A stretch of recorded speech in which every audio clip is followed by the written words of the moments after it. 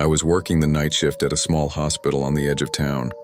Around 3 a.m., everything was silent except for the beeping of monitors. I was making my rounds when I passed room 6. It was empty.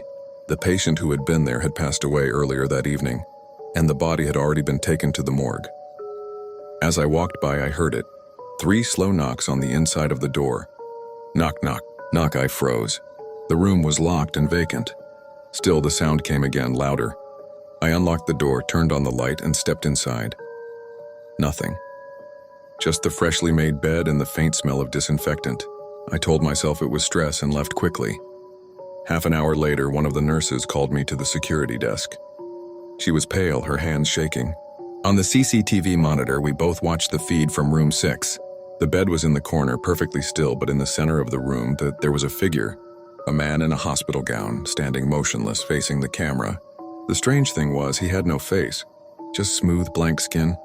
I rushed to the room again. The door was locked, the lights off. When I turned them on, the bed was empty. No one was inside. But the blanket was rumpled as if someone had been lying there only moments before. That morning, I tried to explain it to the head nurse. She just nodded slowly and said, "Room 6 has always been like that. Every time someone dies there, they don't leave right away. Some of them never do." For weeks, I avoided that hallway at night. But one shift, I had no choice.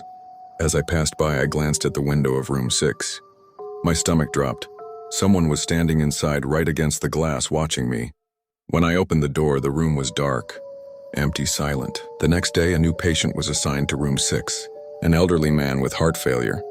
I did my best to care for him, but he kept complaining. Not about his illness, but about the man without a face who stood by his bed every night.